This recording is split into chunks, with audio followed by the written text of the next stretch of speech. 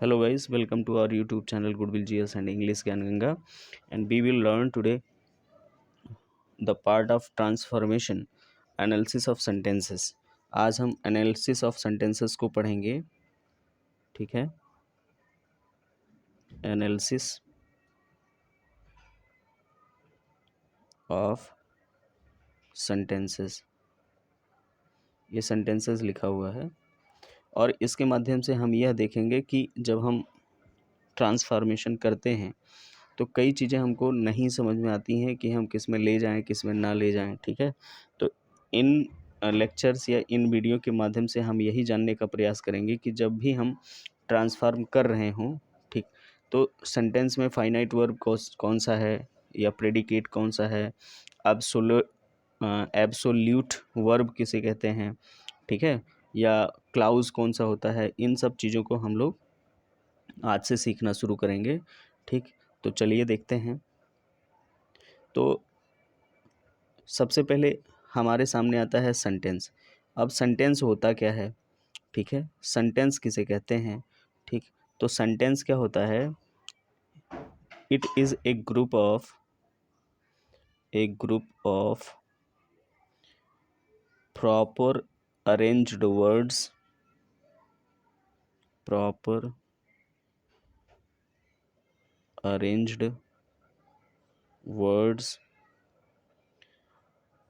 having complete sense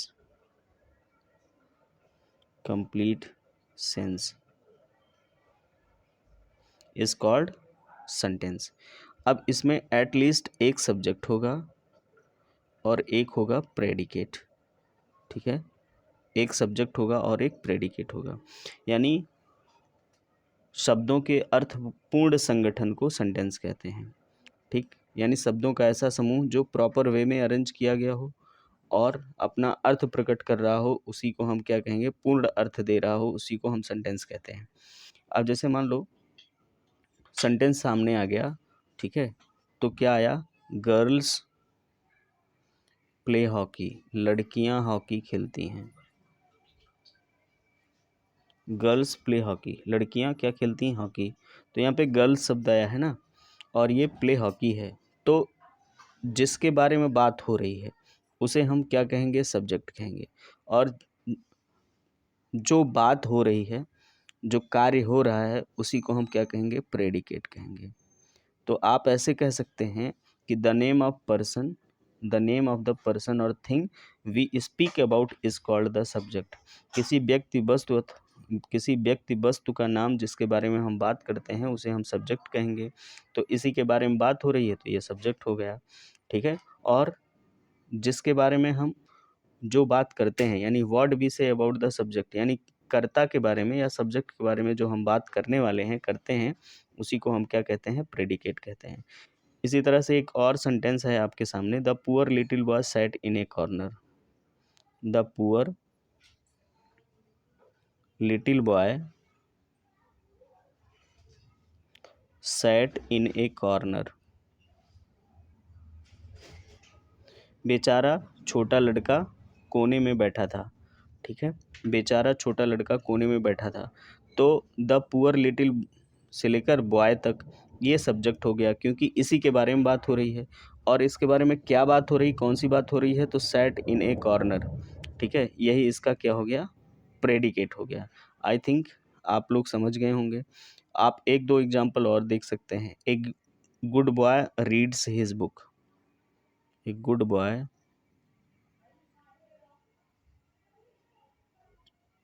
reads his book. एक अच्छा लड़का अपनी पुस्तकें पढ़ता है. ठीक है, एक अच्छा लड़का अपनी पुस्तक पढ़ता है या अपनी पुस्तकें पढ़ता है, पुस्तक पढ़ता है. तो एक गुड बॉय क्या हो गया, सब्जेक्ट हो गया, क्योंकि इसी के बारे में बात हो रही है. बात क्या हो रही है इसके बारे में, तो रीड्स हिज बुक, अपनी पुस्तक पढ़ता है. फिर जो है, अब समझ में आ ही गया होगा, आप और एक दो सेंटेंस जो है ऐड कर सकते हैं. The students of our class made as a captain. ठीक है, the students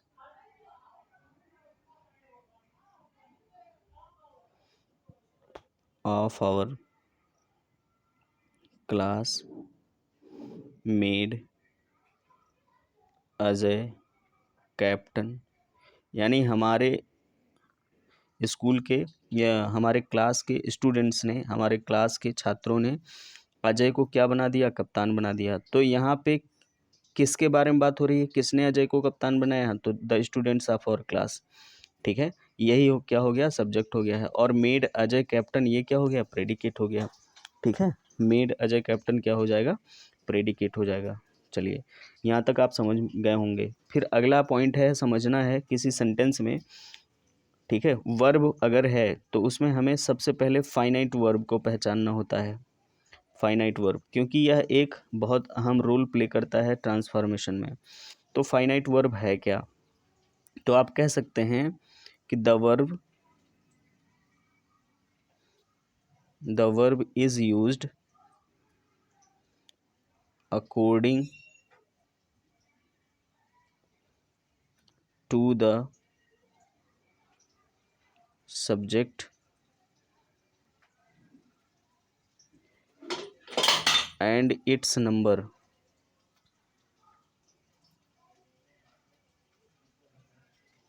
is called finite verb. ठीक है, इज कॉल्ड फाइनाइट वर्ब, यानी ऐसी क्रिया जो सब्जेक्ट तथा उसके नंबर के अनुसार प्रयोग की जाती है उसे फाइनाइट वर्ब कहते हैं। सॉरी, यहाँ पे फाइनाइट वर्ब लिखना होगा, फाइनाइट वर्ब, उसे क्या कहेंगे, फाइनाइट वर्ब कहेंगे। यानी ऐसी क्रिया जो सब्जेक्ट और उसके नंबर के अनुसार लिखी जाएगी उसे हम फाइनाइट वर्ब कहेंगे। ठीक है, क्या कहेंगे, finite verb.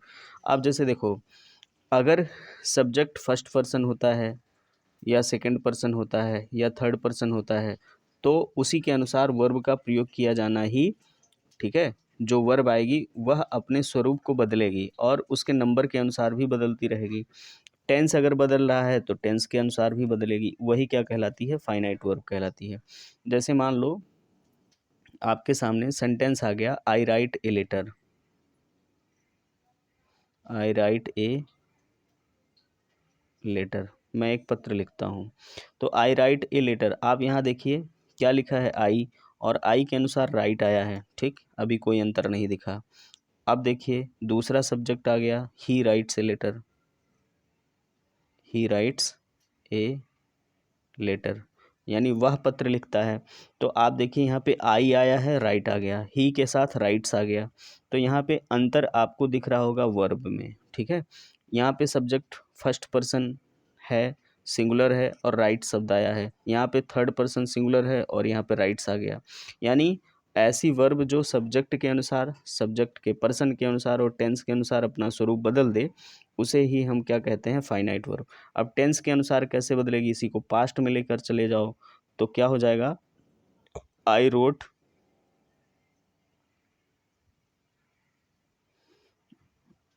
A letter, I wrote a letter. ठीक है, क्या हो जाएगा, आई रोट ए लेटर, मैंने एक पत्र लिखा। अब ये देखो, ये दोनों किस में है, प्रेजेंट में है। ठीक है, और ये दोनों किस में है, तो ही रोट ए लेटर, उसने एक पत्र लिखा। तो ये दोनों किस में है, पास्ट में है। तो यहाँ पे टेंस का भी प्रभाव पड़ रहा है, एक तो सब्जेक्ट का प्रभाव पड़ रहा है और एक टेंस का भी प्रभाव पड़ रहा है, तो सब्जेक्ट के नंबर का भी प्रभाव पड़ रहा है। तो इस तरह से आप जो है फाइनाइट वर्ब को देख सकते हैं। ठीक है, पहचान सकते हैं। तो फाइनाइट वर्ब क्या होता है, तो वह वर्ब जो अपने सब्जेक्ट के नंबर तथा पर्सन के अनुसार प्रयोग हो उसे हम फाइनाइट वर्ब कहते हैं। ठीक है, फाइनाइट वर्ब। फिर अगला आता है हमारे सामने absolute verb, ABSOLUTE, absolute verb. अब ये एब्सोल्यूट वर्ब क्या होता है, तो verb is not used according to the subject and its number, यानी ऐसी वर्ब जो सब्जेक्ट और इसके मतलब सब्जेक्ट के तथा सब्जेक्ट के नंबर के अनुसार ना प्रयोग होती हो उसे हम एब्सोल्यूट वर्ब कहते हैं। क्या कहते हैं उसे? एब्सोल्यूट वर्ब कहते हैं, एब्सोल्यूट वर्ब। ठीक है। अब जैसे एक इसका एग्जाम्पल अगर हमें देखना हो तो क्या होगा, जैसे आ गया आई कैन स्पीक इंग्लिश। ठीक है, मैं अंग्रेजी बोल सकता हूँ। You can read the book, तुम किताब पढ़ सकते हो। ठीक है। ही या यू मे गो, तुम जा सकते हो। ठीक। फिर यहाँ पे यू मे गो लिखा है, उसके बाद आप कह सकते हैं, ठीक है, आप कहें मे आई गो।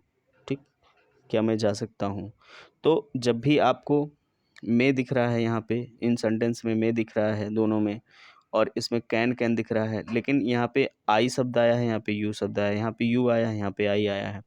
अब आप कहेंगे कि दोनों तो बहुवचन में आते हैं, तो याद रखना है आई जो है फर्स्ट पर्सन का सिंगुलर है। ठीक। यू फर्स्ट पर्सन का सिंगुलर मतलब सेकंड पर्सन का सिंगुलर और प्लूरल दोनों है। ठीक है। अंतर है, सब्जेक्ट में अंतर है, लेकिन इनके अनुसार जो है कैन में कोई परिवर्तन नहीं आया, ना ही मे में कोई परिवर्तन आया। इसी तरह से अगर हम ही के साथ भी प्रयोग करें तो he can read the book, वह पुस्तक पढ़ सकता है। तो इसमें अभी आप देखिए कैन में कोई परिवर्तन नहीं आया, कैन का कैंस नहीं हो गया। ठीक है। तो इसी को हम क्या कहेंगे? एब्सोल्यूट वर्ब कहते हैं, एब्सोल्यूट वर्ब। इसी को हम क्या कहेंगे? Absolute verb. आई बात समझ में? तो इस तरह से एनालिसिस ऑफ सेंटेंसेस में पहले आप सेंटेंस के वर्ड को देखते हैं कि जो वर्ड्स प्रयोग किए गए हैं आखिर वो हैं क्या, कौन कौन से वर्ड्स हैं। ठीक। अगला जो हमारे सामने आता है वो कौन सा है? Clause, CLOUSE, clause. क्लाउज को क्या कहते हैं? क्लाउज को कहते हैं उपवाक्य, उपवाक्य। ठीक है, उपवाक्य कहते हैं। तो ये जो क्लाउज होता है सेंटेंस का ही पार्ट होता है और हमें पहचानना होता है। ठीक है, हमें पहचानना होता है। अब जैसे क्लाउज है क्या या उपवाक्य है क्या, तो आप कह सकते हैं कि यह वाक्य ही है, हम उसको उपवाक्य कह रहे हैं, क्योंकि इसमें भी कम से कम एक सब्जेक्ट होता है और एक प्रेडिकेट होता है, और जो प्रेडिकेट होगा उसमें एक फाइनाइट वर्ब होगा। ठीक है, या एक फाइनाइट वर्ब होगा। जैसे मान लो डिफिनीशन भी आप अगर लिखना चाहें तो हम लिख दे रहे हैं, आप उसका नोट्स बना सकते हैं डिफिनीशन में। तो a clause is group of words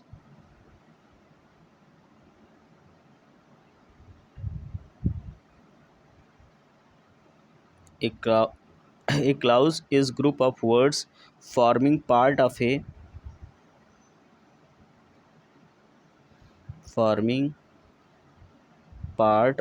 a sentence and containing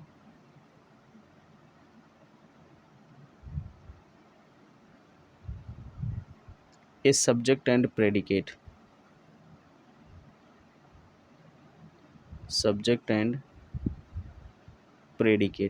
ये इसकी डेफिनेशन है। ठीक है, कि शब्दों के उस समूह को क्लाउज कहते हैं जिसमें एक सेंटेंस मतलब जिसमें एक सब्जेक्ट होता है और एक प्रेडिकेट होता है। ठीक है, और एक सब्जेक्ट होगा या एक फाइनाइट वर्ब होगा। ठीक है, प्रेडिकेट से ही फाइनाइट वर्ब से या वर्ब से ही शुरू होता है प्रेडिकेट, तो जिसमें एक सब्जेक्ट होगा और एक प्रेडिकेट होगा। अब जैसे मान लो आपके सामने आ गया दे रेस्टेड व्हेन इवनिंग केम। ठीक है, एग्जाम्पल में आप देखेंगे दे रेस्टेड, उन्होंने आराम किया। When evening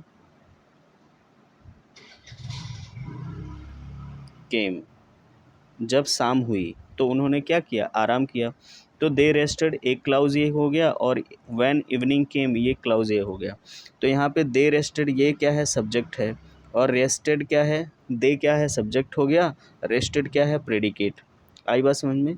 when evening came, evening यानी कौन आई, तो शाम आई या शाम हुई, क्या हुई, शाम हुई, तो ये सब्जेक्ट हो गया और ये प्रेडिकेट हो गया। आप ये कह सकते हैं कि जो दे है ये सब्जेक्ट है और रेस्टेड है प्रेडिकेट का हिस्सा है, या आप ये कह सकते हैं कि जो रेस्टेड वर्ड है ये क्या है, फाइनाइट वर्ब है, एफ बी है, फाइनाइट वर्ब, ठीक है। और इसमें इवनिंग केम भी क्या है, फाइनाइट वर्ब है, ठीक। तो यहाँ पे एक क्लाउज ये हो गया और सेकंड क्लाउज ये हो गया, ठीक है, व्हेन इवनिंग केम। आप दूसरा एग्जांपल भी देख सकते हैं, we know that he is not sincere in his duty, we know comma that he is not sincere, S I N C E R E, in his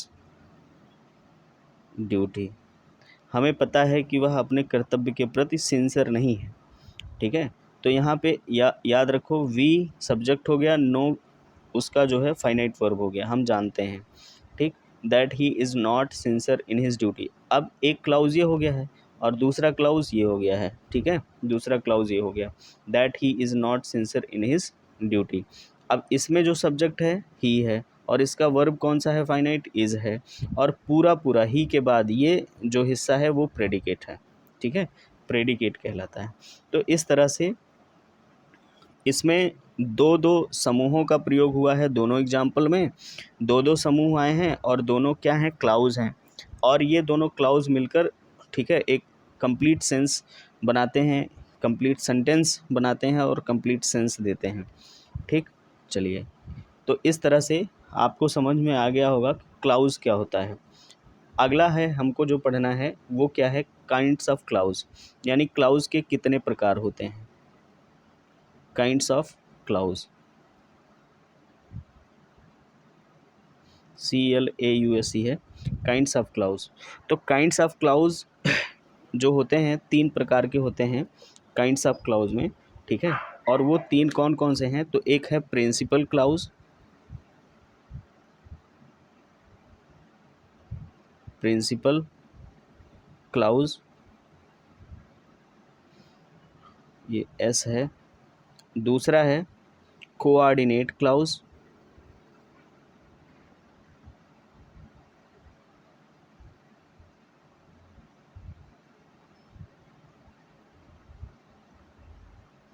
और तीसरा है सबऑर्डिनेट क्लाउज।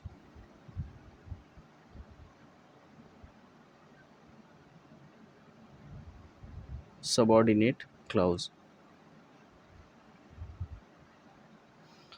ठीक है, प्रिंसिपल क्लाउज, कोऑर्डिनेट क्लाउज और subordinate clause.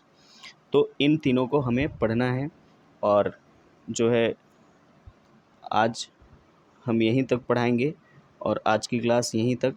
हम लोग कल से प्रिंसिपल क्लाउज, कोऑर्डिनेट क्लाउज और सबऑर्डिनेट क्लाउज को पूरा डिस्कस करने के बाद, ठीक है, हाँ, पूरा डिस्कस करने के बाद फिर इसके अंतर्गत जो भी प्रॉब्लम्स होती हैं हमको पहचानने में, जैसे नाउन क्लाउज हो गया, एडजेक्टिव क्लाउज हो गया, एडवर्ब क्लाउज हो गया, ठीक है, वो एक एक वीडियो के माध्यम से, शॉर्ट वीडियो में ही रहेगा, बहुत बड़ा नहीं रहेगा, हम लोग पढ़ते जाएंगे आगे।